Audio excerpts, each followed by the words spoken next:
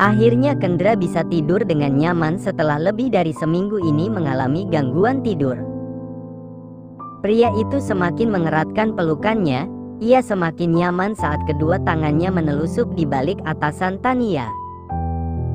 Sebuah kebiasaan yang aneh memang, tapi nyatanya Kendra sangat nyaman melakukan hal itu dari dulu. Ia terbiasa tidur sambil memegang benda kenyal nan menggemaskan milik pasangannya. Mungkin itu juga salah satu kebiasaannya sewaktu masih kecil dulu. Kecil, tapi lama-lama juga bisa besar, hanya perlu terapi seperti ini saja. Gumam pria itu masih enggan membuka matanya. Jangan tanyakan raut wajah Tania sekarang. Wajah putihnya sudah memerah menahan geli dan gelenyar di seluruh persendiannya.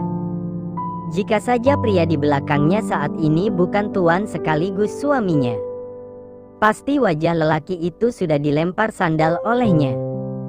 Tania belum terbiasa seperti ini, apalagi dirinya memang tak pernah menjalin hubungan dengan lawan jenis. Kendra memeluk gadis itu bahkan sampai siang hari. Rasa was-was menghinggapi Tania, ia takut Bimarni dan Bisumi mencari-cari keberadaannya. "Tuan, bolehkah aku bangun terlebih dahulu? Aku takut pelayan lain mencari-cari keberadaanku. Lagi pula, suhu tubuh Anda sudah normal sekarang," pinta Tania. Ia merasa tangan Kendra sudah tidak panas seperti saat pertama ia menyentuh tubuh pria itu tadi. "Biarkan saja. Aku tak peduli, aku masih ingin seperti ini. Kau diamlah, jangan bergerak. Kalau tidak, aku bisa berbuat lebih dari ini." Tania sudah tak tahan lagi. Selain dihinggapi rasa takut, dia pun tidak tahan dengan tangan Kendra yang berlama-lama padanya. Ia berusaha menahan agar tidak mengeluarkan suaranya. Tuan, aku mohon hentikan. Ini namanya pelecehan." Mata Tania merem melek rasanya, lama-lama dia bisa gila dengan ulah majikannya. Kendra menyeringai senang, ia membalikkan tubuh Tania hingga keduanya kini saling berhadapan. Pria itu menarik dagu wanita yang kini tengah menunduk malu di hadapannya hingga mata keduanya bertemu. "Katakan, aku ini siapamu?" tanya Kendra menatap lekat kedua manik mata Tania. Tania mengalihkan pandangannya, rasa gugup, takut bercampur aduk di dalam dadanya. Ia tak berani menjawab, dirinya takut lancang lantaran Kendra menikahinya hanya atas paksaan Nona Zaskia. "Jawab aku, Tania," tekan Kendra sekali lagi. Mata Tania berkaca-kaca, lidahnya seolah keluh untuk mengeluarkan kata-kata. Suami." Dengan susah payah akhirnya ia bisa mengucapkan kata tersebut. Apakah jika seorang suami menyentuh tubuh istrinya bisa diartikan sebagai sebuah pelecehan? Tegas Kendra kembali. Tania hanya menggelengkan kepala tanpa mampu menjawab. "Bisakah aku menganggapmu sebagai milikku sedangkan kau dan aku bagai langit dan bumi? Sedangkan aku hanyalah serpihan buih di tengah lautan. Aku merasa tak pantas untuk Anda." Batin Tania menatap lekat pria yang saat ini menggakuinya sebagai istri. Lama keduanya saling bersitatap penuh arti. Kendra menurunkan pandangannya pada bibir merah muda nan mungil milik istri kecilnya. Nalurinya mendorong pria itu untuk mencumbu bibir yang telah ia renggut kemurniannya beberapa waktu yang lalu. Bedanya, jika waktu itu Kendra dalam keadaan tidak sadar, tetapi kali ini dirinya dalam keadaan normal. Kendra menempelkannya pada bibir Tania. Cukup lama ia menunggu, tetapi belum juga ada respon dari lawannya. Mungkin memang karena lawannya masih belum berpengalaman. Mata Tania membola merasakan bibir Kendra melekat pada bibirnya saat ini. Ia tak mengerti respon apa yang harus ia berikan, yang ia tahu jantungnya kembali berdetak abnormal. Apalagi tubuh mereka berhimpitan, ia yakin Kendra bisa merasakan debaran di dadanya. Tania mendorong pelan tubuh tuannya kala ia merasa kesulitan untuk bernafas. Gadis itu cukup terengah-engah kali ini. Kendra tersenyum menatap wajah cantik Tania yang memerah. Kau benar-benar payah, kau sama sekali tak berpengalaman. Ejeknya pada gadis itu. Namun, sebenarnya ada kebanggaan tersendiri dalam diri Kendra bahwa dirinya lah pria pertama yang telah menyentuh istri polosnya. Biarkan saja. Saya tidak mau mati muda gara-gara kehabisan nafas. Cebik Tania mulai berani mengeluarkan kekesalannya. Kendra kembali terkekeh mendengar celoteh istri kecilnya. Mana ada orang meninggal hanya gara-gara berciuman. Kau ini ada-ada saja. Guraunya sembari menonyor pelan kepala istrinya. Ternyata semakin lama dirinya semakin gemas pada Tania. Sepertinya akan jadi hiburan tersendiri bagi Kendra saat dirinya berhasil menggoda istri kecilnya.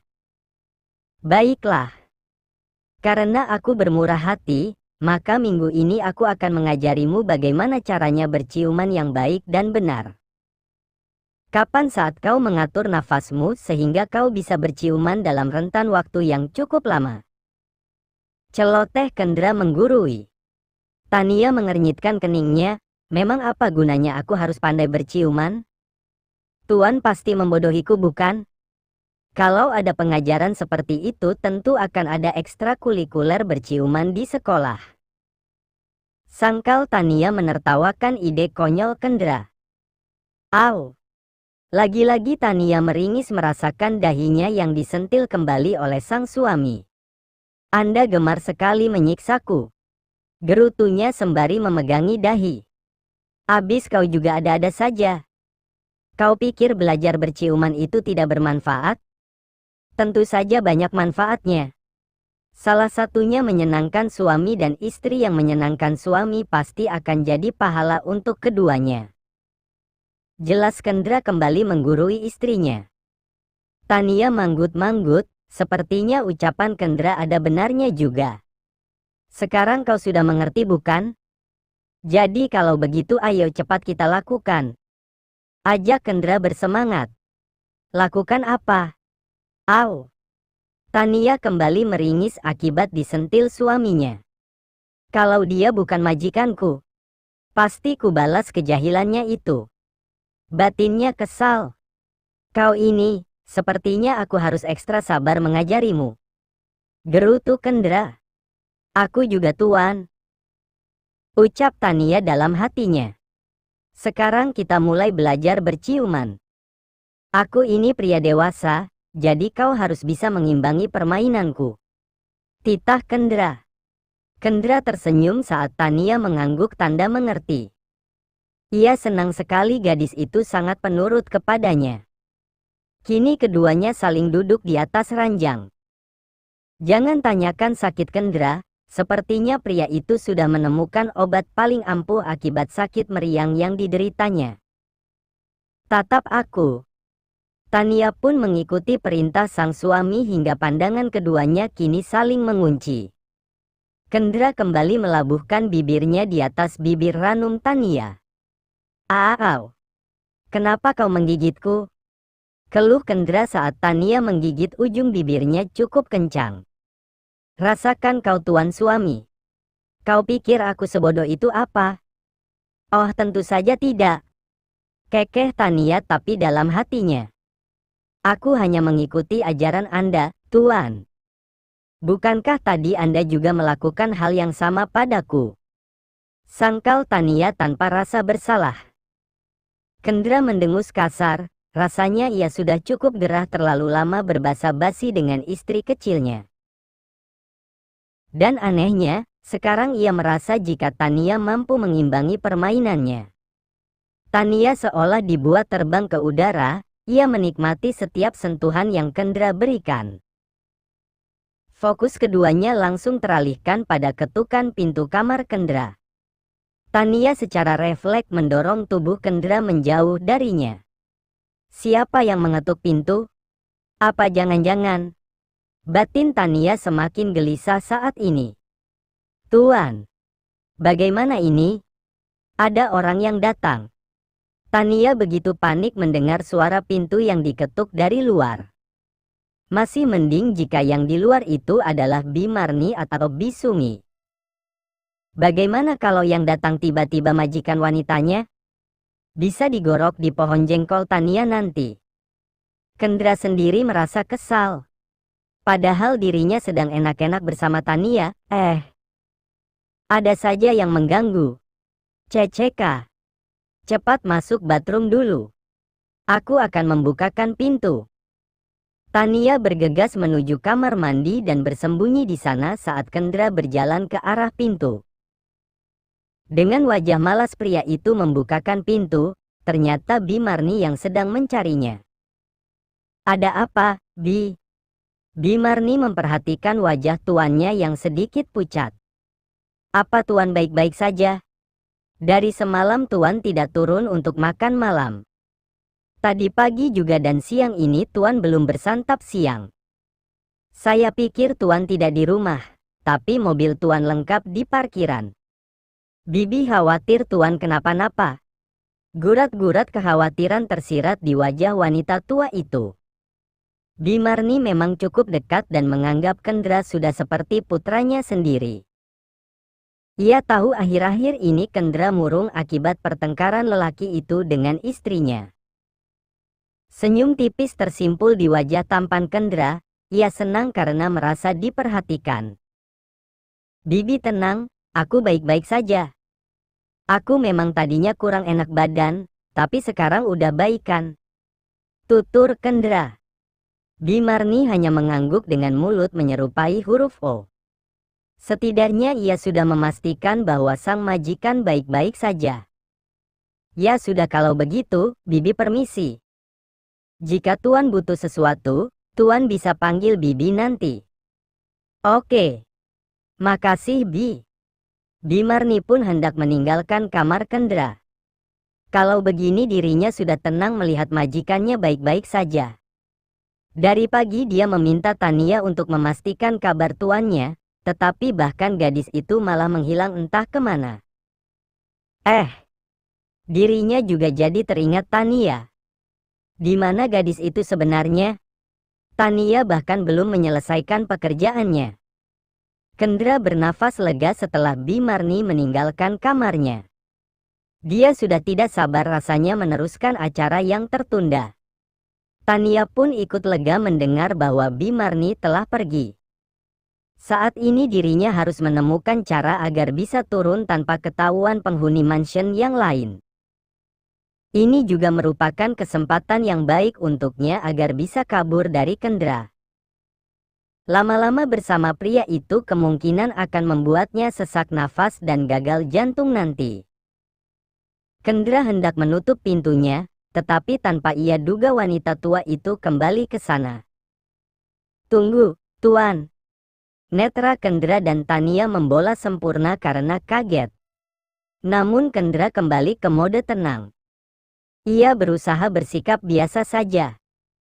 Ada apa lagi, Bi? Tanyanya dengan perasaan yang sudah mulai dongkol. Kalau begini acara enak-enaknya bisa batal gara-gara Bimarni. Tuan tadi lihat Tania? Tadi pagi saya menyuruhnya ke sini untuk memanggil dan memastikan keadaan Tuan. Tapi anehnya, Tania juga kok menghilang dari pagi ya? Tanya Bimarni heran karena para penghuni rumah sekarang hobi sekali menghilang. Yang disebut semakin gelisah, Tania takut Bimarni curiga kepadanya. Memang benar, kepala Bimarni nampak celingukan, barangkali yang dicari ada di dalam. Kenapa Bi? Bibi mau lihat? Nih. Kendra membuka lebar-lebar daun pintu kamarnya agar wanita itu percaya. Lagian ngapain juga aku menyembunyikan Tania di dalam kamar? Bibi pikir Tania simpananku apa? Bibi tidak ingat istriku sendiri cantiknya kayak gimana? Seloroh Kendra. Padahal, dalam hati ia mengaminkan kata-katanya sendiri. Bimarni meringis malu, dirinya lupa jika majikannya punya istri yang cantik jelita. Ia rasa tidak mungkin Tuan Kendra bermain di belakang. Maaf Tuan, Bibi tidak bermaksud. Bibi cuma ingat, terakhir kali menyuruh Tania ke sini. Jadi bibi pikir Tania di sini. Tutur Bimarni. Kendra menepuk jidatnya seolah teringat sesuatu. Oh iya. Aku baru ingat tadi menyuruh Tania membersihkan ruang kerjaku. Aku juga menyuruhnya belajar. Aku ingin mendaftarkannya ikut program kejar paket C. Kasihan saja, dia masih belia, masa depannya masih panjang. Aku harap dia bisa mendapat pekerjaan lebih layak nanti. Ucapan Kendra membuat Bimarni terkagum-kagum pada pria tersebut. Sekarang tambah lengkap titel Kendra di mata wanita itu, sudah tampan, baik hati, kaya dan dermawan lagi. Tapi sayang, dia sudah ada yang punya. Bimarni berniat menuju ruang kerja Kendra, tetapi dengan segera Kendra menahannya. Biar aku saja, Bi. Aku juga akan melihat hasil kerja Tania. Setelah dia beres, aku akan memintanya menemui Bibi. Cegah Kendra. Bimarni percaya begitu saja kata-kata Kendra, sebab biasanya pria itu tidak suka berbohong. Baiklah kalau begitu, Tuan. Kalau begitu, Bibi permisi. Akhirnya Bimarni mulai pergi dan menuruni tangga. Kali ini Kendra bisa benar-benar bernafas lega. Ia pun segera masuk kamar dan mengunci pintunya. Sedangkan Tania, telinganya panas mendengar Kendra membandingkan dirinya dengan Zaskia sebab ia sadar apa yang dikatakan pria itu benar adanya. Tania, ayo cepat keluarlah. Kendra sudah tidak sabar, kini pria itu sudah duduk di tepi ranjang. Matanya berbinar melihat yang dipanggil keluar dari persembunyiannya. Tapi anehnya, wajah Tania nampak ditekuk sekarang. Kemarilah. Kendra menepuk-nepuk pahanya, berharap gadis itu duduk di pangkuannya. Tuan, sebaiknya saya segera turun. Saya takut Bibi nanti semakin curiga. Ucapnya lesu. Kendra mengerutkan keningnya, ia merasa kecewa dengan penolakan Tania. Kemari dulu.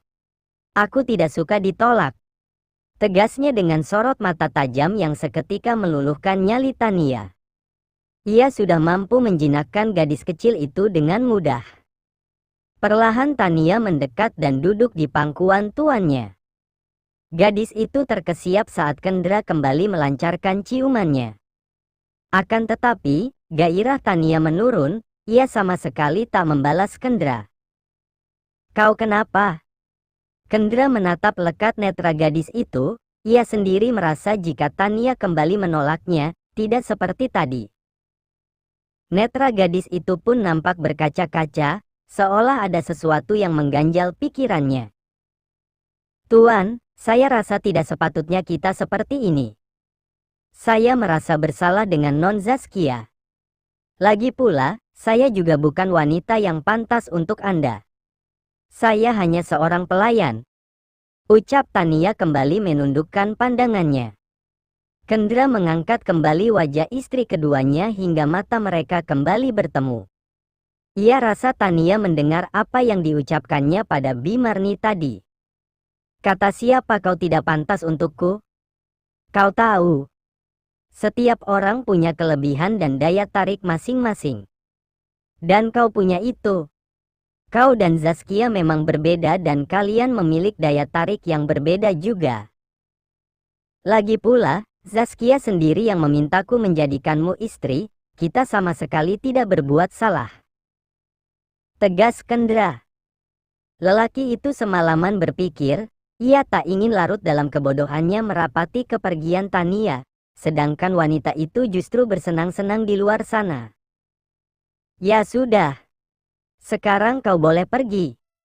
Tapi ingat, kapanpun aku membutuhkanmu, kau tak boleh menolakku karena aku suamimu. Tegas Kendra. Tania hanya mengangguk mengerti, ia masih dilema dengan perasaannya. Kalau begitu saya permisi, Tuan. Kendra hanya mengangguk dan membiarkan Tania pergi. Ia tak ingin memaksa Tania, dia ingin semua mengalir begitu saja.